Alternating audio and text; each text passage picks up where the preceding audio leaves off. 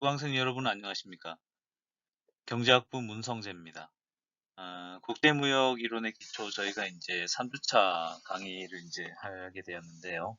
일단 저희가 이제 지난 그 2주간의 강의를 통해 가지고서 국제경제학이 연구하는 주제들, 국제경제학이 이제 관심을 가진 이제 실제 주제 이런 것들을 말씀드렸었고요. 그 다음에 이제 실제 우리 그 경제 현상으로서 실제 하는 그 무역에 대한 이야기를 이제 간단하게 말씀을 드렸습니다. 그러면서 이제 저희가 이제 무역에서 중력 모형에 대해서 저희가 이제 알아보았는데요. 오늘은 이제 그 크루그먼 원론책으로 좀 돌아가서 그 저희가 이제 무역에 대한 이야기 그리고 이제 트레이드 오프에 대한 이야기 이런 것들을 조금 말씀드리려고 해요. 그래서 실제로 이제 왜 세상에서는 무역이 일어나는지에 대한 아주 기초적인 그러면서도 논리를 가지고 있는 그런 부분들을 갖다가 이제 저희가 오늘 보실 수가 있을 겁니다. 그래서 오늘 같은 경우는 이제 오늘하고 다음 주까지 이제 2번의 시간 동안에는 본격적인 이제 무역 이론들을 배우기 전에 기초적으로 이제 저희가 경제학 원론에서 해당 내용들을 학습하는데 필요한 어떤 지식들을 습득하는 어떤 그러한 과정이다라고 보시면은 도움되실 것 같습니다. 물론 이제 그 크루그만 교과서, 원론 교과서 없으신 분들께서는 다른 그 원론 교과서 중에서도 트레이드 오프랑 이제 무역에 대한 부분들 보시게 되면은 충분히 이제 도움 얻으실 수 있겠고요. 그 다음에 이제 그 이 클래스 통해서 저희가 지금 강의를 하고 있기 때문에 여러분들께서 이제 그 공부하시는 동안에 제가 이제 이 클래스 상으로도 이제 저희가 Q&A 올려주시면 제가 답변 드리니까 온라인 상으로 부족하신 부분들이나 이해 안 되는 부분들 질문 주시면 답을 드릴게요.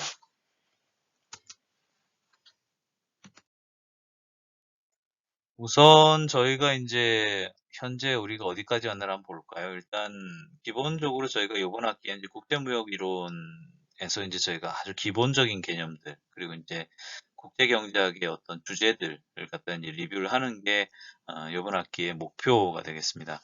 그리고 이제 지난 시간에 배웠던 내용으로서 저희가 무역의 중력 모형에 대해서 배웠었죠. 그래서 실제 그 자연계에 존재하는 중력 같은 경우도 일단은 질량에 대해서 비례를 하고 거리에 반비례하고 뭐 이런 얘기를 갖다가 배웠던 것 같은데요, 학생 때. 근데 이제 그것과 유사하게 경제 현상도 그 경제 규모가 큰 나라들끼리 많이 일어나고, 그 다음에 이제 거리가 가까운 나라들일수록 경제적으로 어, 그 무역이 많이 일어나더라라고 하는 것이 이제 결국 중력 무역이 이야기하는 어떤 관찰이라고 할까요? 이제 그런 게 되겠는데 결국 이제 그러한 것들을 바탕으로 저희가 이제 실제하는 현상으로서 무역 현상들을 저희가 이제 본 것 같고 이런 걸 이제 바탕으로 이제 추가적인 논의를 한번 이어가 보도록 하겠습니다. 오늘 그 보시게 된 내용들이 이제 경제학에 있어 가지고서 모형의 역할 모형이란 뭐지? 모형에 대해서 이제 저희가 한번 알아볼게요. 그래서 경제 모형, 경제 모델에 대해서 저희가 알아볼 거고요. 그 다음에 이제 무역이 일어나는 원인 중에 이제 가장 그 고전적이면서도 본질적인 이유 중에 하나가 이제 그 말하자면은 비교 우위라고 하는 개념이 있습니다. 그래서 비교 우위라고 하는 개념에 대해서 저희가 이제 이 시간하고 다음 시간 2시간 동안에 간단하게 저희가 알아볼 거고, 그 다음에 이제 각 나라마다 그 가지고 있는 캐파랑 스킬이 다르죠. 그래서 이제 그런 것들이 말하자면 생산 가능 곡선이라고 하는 개념으로서 나타나는데, 이런 것들은 이제 저희가 한번 볼 거예요. 그리고 이제 경제가 말하자면 어떤 식으로 순환하는지, 이런 것들도 한번 좀 살펴볼 거고, 그 다음에 이제 경제학의 크게 보면 어떻게 보면 두 가지의 어프로치가 있습니다. 실증적인 경제학, 그다음에 이제 규범적인 경제학 이런 이야기들이 있는데 그런 것들을 이제 이야기를 하면서 이제 원론에 있는 부분들을 좀 커버를 할 거예요. 우선 그 지난 시간에 보셨던 내용들을 잠깐 리뷰를 하자면 지난 시간에 제가 이 그림을 좀 같이 드렸으면 좋았을 것 같은데 시계 그 표지 방법도 제가 약간 바꿨어요. 트레이드가 아마 있으니까 T라고 한 것 같아요. I와 J 나라 간의 트레이드 T의 IJ는 A에다가 일종의 뭐 실제 데이터와 맞추는 상수이기 때문에 뭐 의미를 그렇게 부여하지 않으셔도 좋습니다. 거기에다가 그 I의 GDP, YI에다가 나라 J의 GDP, YJ를 갖다 곱해요. 그런 다음에 두 나라 사이의 거리 DIJ, 디스턴스에서 온 거겠죠. 그래서 그걸 갖다가 나눠줍니다. 그렇게 하게 되면은 결국은 그 I와 J 두 나라 간의 무역량이 말하자면 얼마간 추정이 가능할 것이다라고 하는 게 무역에서의 중력 모형이에요. 그래서 이걸 갖다 식으로 나타낸 게 이제 지금 제가 보여드리는 거죠. 오른쪽이 이제 제가 그림으로 좀 나타내 봤습니다. I라고 하는 나라가 있고, 이 I라고 하는 나라가 J라고 하는 나라랑 빨간색 그 화살표를 표시한 DIJ만큼 거리를 갖고 있다는 거죠. 그래서 이 두 나라 간에 일어나는 무역량에 대해서 표시하고 싶다 그러면 약간 이런 식으로 저희가 이야기를 할 수 있지 않나 생각이 들어요. 그리고 이제 지난 시간 이야기했던 것들 중에서 이제 무역의 장애 요소들을 좀 같이 말씀드렸는데 기억나십니까? 그래서 물리적으로 일단 거리가 좀 멀어지게 되면 힘들어요. 수송비가 늘어날 테니까 운송 비용이 높아지고 운송 비용이 높아지면 아무래도 가격 메리트도 떨어지고 뭐 더구나 시간이 많이 걸려버리게 되면 뭐 신선식품이라든지 이런 애들은 오기가 점점 어렵지 않습니까? 그래서 이제 그런 부분들이 있고 그 다음에 이제 문화적인 어떤 그 연계가 되어서 동일 문화권에 있거나 문화적인 그 공통 요소가 많다 그러면은 경제적으로도 좀 무역을 하기가 편하죠. 그래서 이제 그런 부분들이 있고, 그 다음에 이제 지리적으로는 이제 항구나 산악 같이 이제 그런 어떤 그 제한 요소가 없어야 타국으로 어프로치가 쉽다, 물리적으로. 그래서 이제 그런 것들, 지리적 요인. 그 다음에 이제 다국적 기업을 가지고 있게 되면 이제 그 지네들 안에서도 뭐 워낙 교육이 많이 일어나니까 그런 요인들도 있겠고, 그 다음에 이제 국경이 존재하게 되면 이제 월경하는 과정 중에서 발생하는 시간 소요라든지 환전 문제, 관세 문제 이런 것들이 무역을 갖다가 매끄럽지 못하게 하는 어떤 그런 요인들이 되죠. 그래서 우리나라 같은 경우는 결국은 그 GDP에서 굉장히 많은 부분들이 무역에서 오기 때문에 결국은 국경을 갖다가 없애기 위한 노력으로서 FTA 같은 것들을 갖다 저희들이 계속 체결을 하고 있지 않습니까? 그런 걸 통해 가지고서 이제 국경을 갖다가 사실상 물리적인 국경을 사실 없애는 어떤 그런 역할을 자꾸 하려고 하고 있고, 그 다음에 이제 우리나라 많은 재벌들이 이제 다국적 기업으로서의 면모를 갖춰가고 있죠. 그래서 생산 기지를 해외화한다든지 이런 것들 지난 시간에 말씀드렸었습니다. 그리고 이제 뭐 지리적인 부분이나 거리적인 부분들은 사실은 지정학적으로 타원하는 거기 때문에 어떻게 할 수 없는 부분이 있습니다만, 그런 것들은 이제 높은 그 물동량으로서 커버하는 거죠. 예를 들어서 뭐 동아시아 최고의 공항이 인천에 있지 않습니까? 그래서 그런 어떤 운송 인프라적인 면에서 이제 투자를 함으로써 가지고 있는 어떤 그 단점들을 커버하는 어떤 그런 장점들도 있겠죠. 그다음에 또 최근 들어서 우리나라 또 문화 강국이 돼가고 있기 때문에 그런 것들은 정말 뭐 무시 못합니다. 여러 가지 것들이 이제 모여서 무역의 어떤 대국을 구성을 하는 거죠.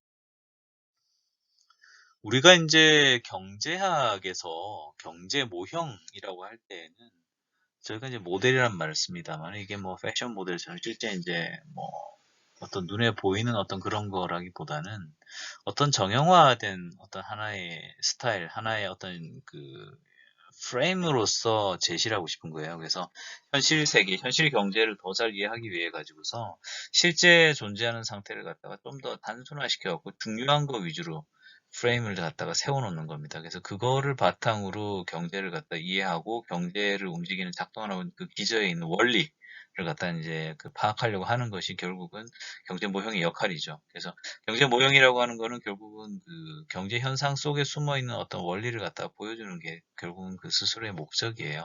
그리고 이제 가지고 있는 어떤 원리에 대해서 공통 그 생각이 다른 경제학자가 있다 그러면 아마도 서로 다른 작동 메커니즘을 갖고 있는 모형을 들고 와서 둘이서 디베이트를 열심히 할 거고, 누가 더 현실에 잘 맞는 모형인지를 가지고서 또 학자들이 한바탕 또 이렇게 토론을 하겠죠. 그런 걸 통해 가지고서 말하자면 살아남는 것이 경제에 대해서 더 좋은 모델이 되는 어떤 그러한 어떤 과학으로서의 체계를 가지고 있는 것이 경제학이다, 이렇게 말씀드릴 수 있겠습니다. 그래서 저희가 이제 경제 모형이라고 하는 것들이 뭐 너무나 많이 존재하는데요.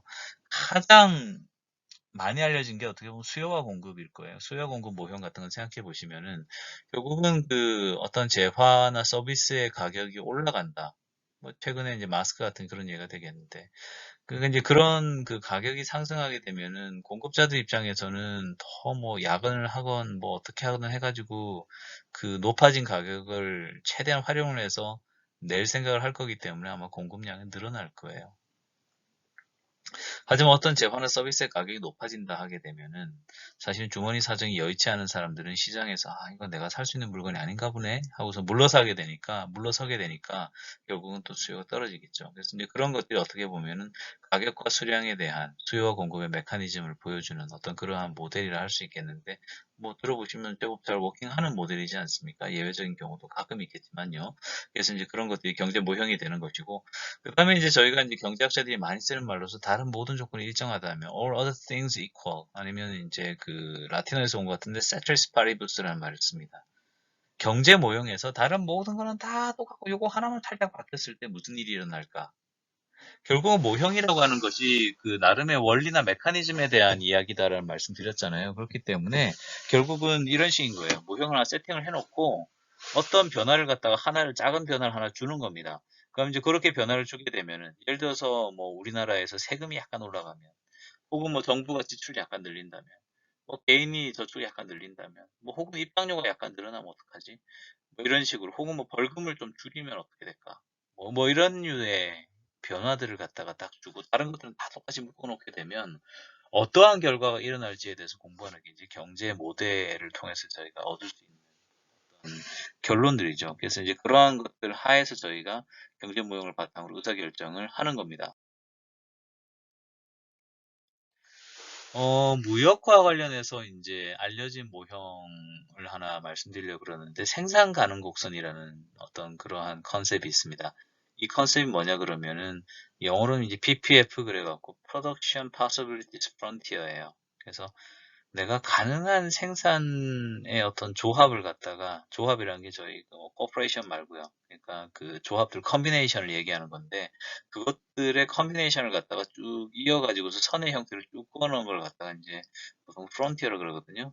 그래서 이제 그런 그 Production Possibilities Frontier 이런 식으로 저희 표현하는데 어떤 사회에서 예를 들어서 완전 고용 상태로 이제 경제가 풀 가동 중인데 여기서 이제 생산 가능한 두 재화의 배합을 갖다가 이제 나타내는 거예요. 그래서 두 가지 재화만을 생산하는 어떤 그런 경제라는 게 사실 현실적이진 않는데 A or B의 상황에 들어가 있는 어떤 경제 상태라고 한다면 그 상태에 대한 어떤 임플리케이션을 보여주는 것으로서는 이 PPF가 나름의 쓰임새가 있다는 거죠.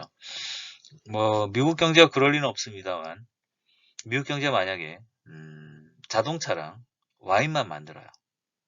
또 얘네랑 거래하는 칠레도 와이너리에서 어, 와인을 만들거나 아니면 칠레 자동차 공장에서 자동차만 만들어요. 그래서 이 두 나라가 결국은 생산품이 두 개밖에 없단 말이죠. 이런 상태에서 두 나라는 뭔가 교육을 해갖고 어떻게 할 수 있을까요? 뭐 이제 이런 식의 어떤 고민을 할 때 생산 가능 곡선이라고 하는 이런 컨셉을 이용해 가지고 저희가 이제 사고를 하게 되는 겁니다. 이 말 그대로 이제 일종의 단순화한 모형이죠. 그러면 이제 이렇게 되는 겁니다. PPF 모형을 이용해 가지고서 예를 들어서 미국인들이 와인을 만들 수도 있고 자동차를 생산할 수도 있어요. 선택을 할 거란 말입니다. 자동차를 갖다가 만들고 와인을 하나도 안 만들게 되면은 예를 들어서 그 주어진 어떤 역량을 이용해서 봤었을 때에 30 정도의 자동차를 만들 수 있다. 그리고 이제 요 그래프상으로는 지금 제가 그 칠하고 있는 요 부분이 되겠고요. 그 다음에 자동차는 하나도 안 만들고 내가 와인만 열심히 내가 만들겠다. 라고 하면 어떻게 될까요? 그때는 이제 이쪽에 보신 것처럼 예, 요 400개 결국 요 선에서 결국은 아, 와인만 만들고 자동차 안 만드는. 그래서 가능한 모든 어떤 생산 그 물들의 조합이라 그럴까요? 그런 컨비네이션을 갖다 구해보면 여기 이 30으로부터 출발해 가지고서 자동차를 좀 덜 만들고 와인을 좀 더, 자동차를 좀 덜 만들고 와인을 좀 더, 자동차를 좀 더 줄이고 와인을 좀 더 이런 식으로 쭉 만들다가 나중엔 자동차 거의 안 만들고 와인만 갑자기 와인 대국이 됐어요, 미국이. 왠지 이런 식으로 생각하는 거죠. 그래서 이런 것들을 갖다가 다 포인트를 연결한 것들이 이제 PPF 말 그대로 이제 프론티어가 되는 거죠. 그래서 이런 그 조합들을 갖다 보여주는 건데 이런 컨비네이션들이 이 빨간색 선 위에 있을 때는 가지고 있는 캐파를 풀리 활용했기 때문에 덤으로 이야기했을 때 A나 B 같은 것들은 가지고 있는 캐파를 100% 활용한 어떤 효율적인 어떤 그런 상태를 의미하는 반면에 이 영역 안에 왼쪽에 아래에 이제 이 C 같이 들어와 있는 상황이 되게 되면 그때는 가지고 있는 캐파를 갖다 활용하지 못하고 약간 좀 에너지가 남았잖아요. 힘이 남았기 때문에 이제 충분히 효율적으로 경제가 돌아가지 않은 이제 그런 상황이 되는 것이고 반대로 이제 이 선 밖으로 프론티어 밖에 이제 이 D처럼 멀리 뚝 떨어져 있는 녀석들 같은 경우는 현실적으로 가지고 있는 캐파상으로는 달성할 수 없는 어떤 그런 컨비네이션이 된다. 라고 이야기를 할 수 있겠습니다. 그래서 결론부터 말씀드리면 곡선 내부의 점들은 실행은 가능하지만 이 내부에 있다는 것은 효율적이지는 않다. 이런 얘기를 하는 것이고 곡선 밖에 있는 점들은 아주 멋있긴 하지만은 만들 수는 없다는 거고요. 그러니까 곡선 위의 점들이 그나마 현실적으로 실행 가능한 안으로서 효율성을 가지고 있는 그런 것들이죠. 그래서 피페프 모델이라고 하는 건 어떻게 보면은 그 경제 시스템의 효율성과 그 다음에 이제 생산되는 재화의 컨비네이션들을 갖다가 쭉 보여주는 어떤 그런 것이다라고 할 수 있겠습니다. 그리고 이건 일상 속에서도 많이 쓰는 말이지만 기회비용이라는 개념이 있죠. 내가 무언가를 얻기 위해서 무언가를 포기해야 되는 것. 트레이드오프라 그랬죠. 그래서 이제 그런 트레이드오프 상황에서 내가 하나를 얻고 하나를 잃는 이제 그런 걸 갖다 이야기를 할 수 있을 텐데 아까 같은 상황에서는 자동차 아니면 와인이에요. 이 나라가. 그러면은 자동차 한 대를 얻기 위해서 내가 와인을 갖다 몇 병을 포기를 해야 되나? 반대로 내가 와인 10병을 더 만들기 위해서는 내가 자동차를 몇 대를 갖다가 덜 만들어야 되는가? 뭐 이런 거에 대한 얘기를 하는 것이죠. 카페에 의해서는 자동차 세대랑 와인 40병이 사실은 같은 그 코스트로 기회비용으로 보이거든요. 그래서 자동차 석 대를 갖다가 덜 만들면 와인 40병을 만들 수 있는 이카노미. 그게 이제 아까 앞에서 보셨던 가상의 미국 경제가 되겠습니다. 그래서 이제 그런 것들을 갖다가 이제 서로 기회비용이라고 볼 수 있는 거죠. 자동차 세대는 와인 40병에 대해서, 와인 40병은 자동차 세대에 대해서 기회비용으로 따질 수 있는 겁니다. 생산 가능 곡선이 이제 아까 처음에는 직선으로 이제 저희가 제시가 됐었는데 이게 직선이 아니라 곡선인 경우도 있을 수가 있어요. 그러면 이제 이게 상황에 따라 가지고서 기회 비용이 달라져요. 말하자면 트레이드 오프 비율이 달라지는 겁니다.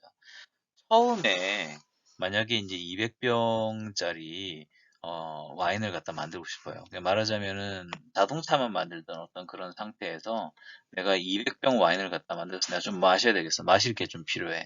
그래서 와인을 갖다 국내 생산하기로 마음먹었어요. 그러면은 결국은 와인을 갖다가 200병만큼 생산을 쭉 했단 말이죠. 그렇게 하다 보니까 자동차 만들 캐파가 좀 떨어졌어요. 떨어졌습니다. 그래서 첫 와인을 200병 만드느라고 자동차 포기한 건 5대예요. 근데 만약에 아우 나는 이제 뭐 인생 뭐 해서 술만 먹을 거야. 여기서 이제 그냥 와인만 내가 그냥 주구장창 올인을 찍었어요. 와인에 올인했어. 와인 200병을 만들기 위해서 내가 짊어져야 된 기회비용은요. 200병 내가 쭉 만들었는데요. 그 만드는 과정 중에 자동차를 너무 많이 포기해야 돼요. 25대 포기해야 돼요. 아까랑 완전 다른 시츄에이션. 그러니까 가면 갈수록 처음에는 와인 한 다섯 200병 만들면 5대만 차 포기하면 됐었는데 그 다음 때 만들게 되려면 뭐 와인을 갖다 그냥 200병 만드는데 자동차 25대나 포기를 해야 되니 이게 손해가 나는 장사지 않겠습니까? 결국은 기회비용이라고 하는 것이 체감하기도 하고 체증하기도 하고 하는데 이런 것들이 이제 지금 나타나는 거죠. 그래서 그 PPF 프론티어 선이 직선이냐 곡선이냐 따라 가지고 기회비용이라는 게 고정되어 있기도 하지만 변동할 수 있다는 것을 아셔야 됩니다. 경제 성장, 경제가 발전한다. 무슨 일일까요? 경제가 발전하게 되면은 많은 것을 더 생산할 수 있어요. 똑같은 조건에서. 말하자면 생산 가능 곡선이 안에서 밖으로 이동하는 그런 상황들이 말하자면 경제 발전이에요. 그래서 경제 성장을 하게 되면 프론티어 자체가 처음에 빨간 선에서 파란색으로 늘어나는 말하자면 캐파가 늘어난 거죠.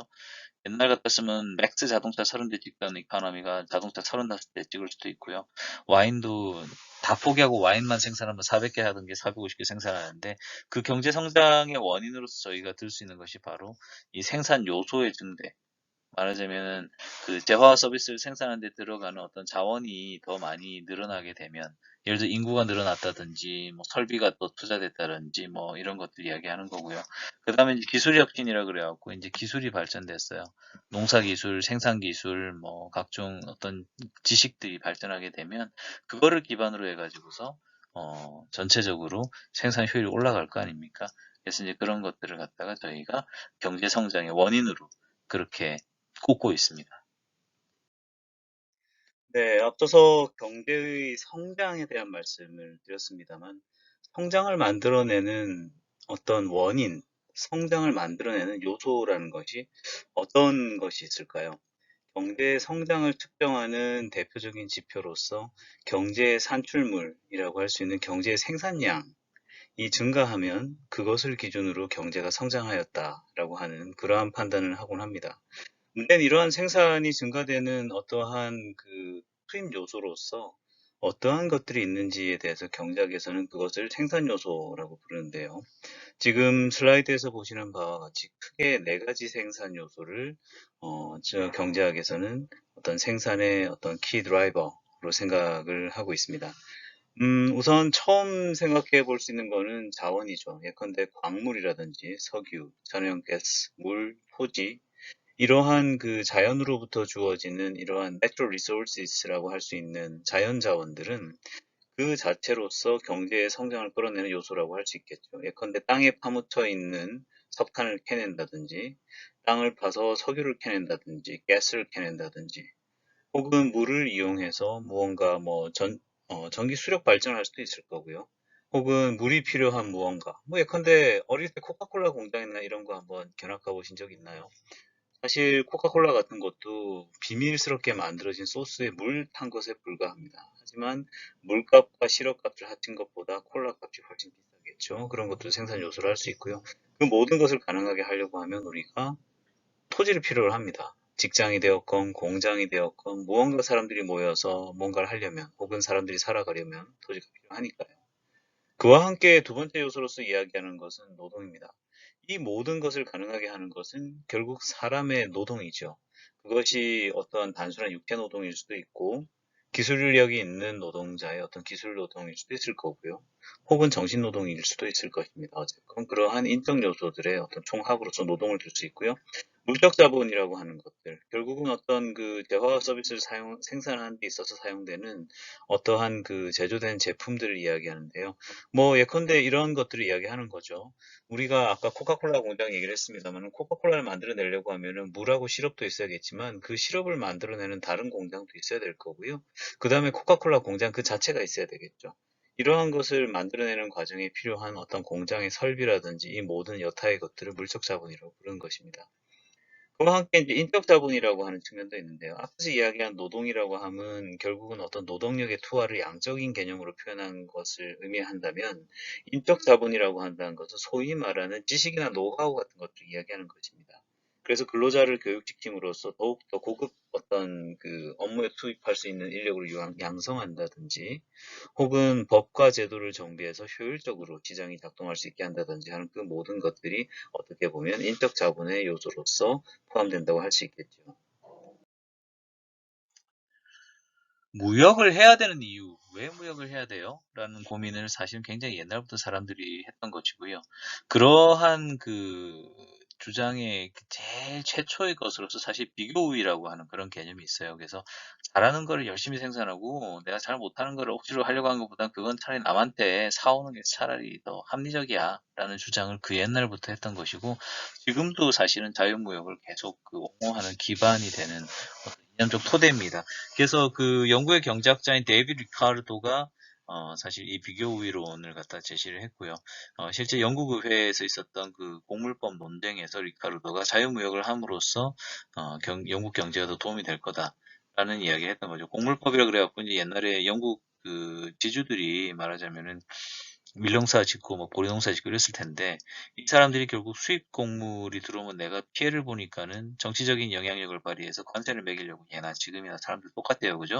이제 그런 일들을 했을 텐데 그러한 상황에서 말하자면은 리카르도가 이제 외쳤던 그런 것이죠. 최근에 이제 작금의 사태를 보게 되면 이제 국경이 닫히고 사람들이 덜 오가고 이런 것들이 어떻게 보면은 어, 그 자유무역을 약간 훼손할 수 있는 그런 계기가 되지 않을까 이런 생각이 많이 듭니다만 그럼에도 불구하고 무역이라고 하는 것을 갖다가 저희들이 이제 너무나 자연스럽게 받아들이는 그런 상태로서 저희가 벌써 2020년이 되어 있기 때문에 아마 과거로 돌아가기 쉽지는 않겠지만 이러한 그 무역과 비교 우위의 개념이라고 하는 것은 굉장히 예전부터 있었던 것이다라는 것을 오늘 아실 수가 있는 거죠. 무역을 함으로써 이득을 본다고 하면 어떤 류의 이득을 누가 보는 겁니까? 자, 한국하고 베트남을 예로 들어보겠습니다. 두 나라는 컴퓨터도 잘 만들고 의류도 잘 만들어요. 두 나라 다 훌륭한 뭐 생산 능력을 갖고 있다 칩시다. 근데 이제 두 나라는 각 재화에 대해 갖고 각각 서로 다른 기회비용을 갖고 있다는 거죠.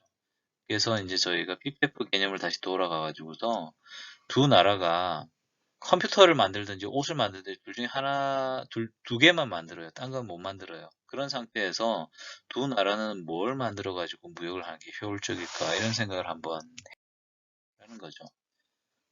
다 가상의 예니까 그냥 진지하게 생각하지 마십시오. 베트남은 컴퓨터 한 대를 만드는데 12단위의 노동이 필요해요. 그리고 셔츠 한 벌을 만드는 데는 2단위의 노동만 있으면 됩니다. 그리고 가용한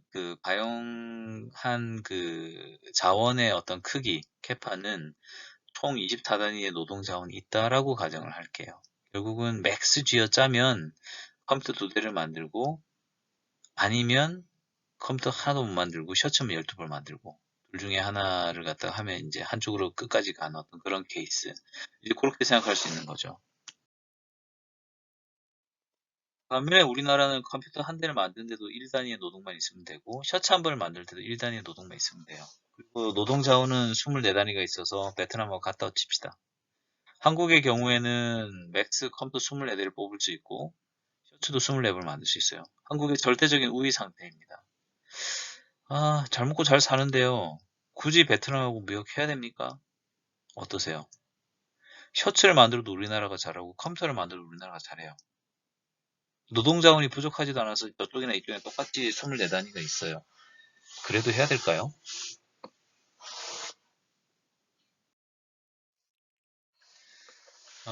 모든 면에서 우리나라가 베트남보다는 그 생산성이 높다라고 하는 게 이제 이 슬라이드의 세팅입니다만, 이런 상황에서 사실은 교육이 의미를 지닐 수 있을까를 고민을 하는 것이 이제 결국은 무역 이론이 고민하는 어떤 그런 무역 이론이 천착하는 어떤 그런 지점인데요.